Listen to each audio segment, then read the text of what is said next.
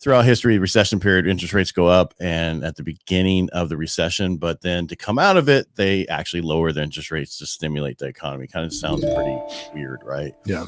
I kind of want to look back at each recession going all the way back to the early 80s. So what I did is I have a screen here that we're sharing, and let's get rid of this so you can see the whole thing.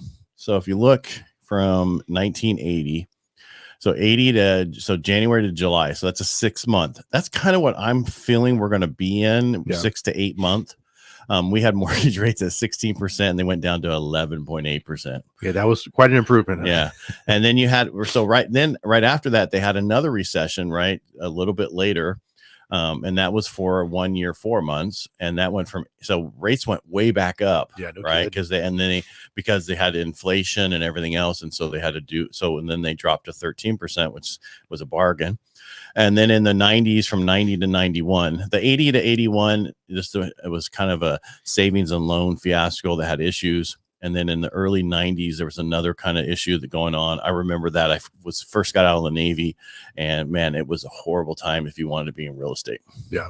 Yeah. So that one lasted for 8 months. Early 2000s, you had, again, another 8 month period. It went from 7.4 to 6.8. Not a major difference. But the biggest one we ever were in was a Great Recession, which I think it was a depression. But had classified so many months of so many quarters of GDP being negative, and they don't want to say a depression because it just sounded so bad. Right? Yeah. Well, yeah. And obviously, I remember that because I was. You just became an agent? No, not quite then. Well, no, you didn't. When did you get in the market?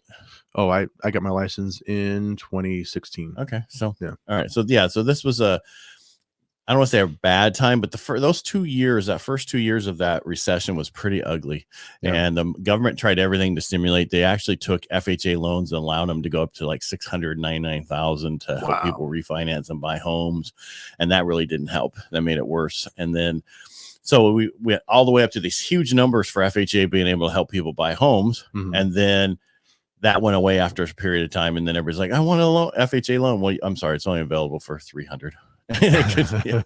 And then we have the COVID-19 recession, which most people didn't realize we were in a recession at that time. Mm-hmm.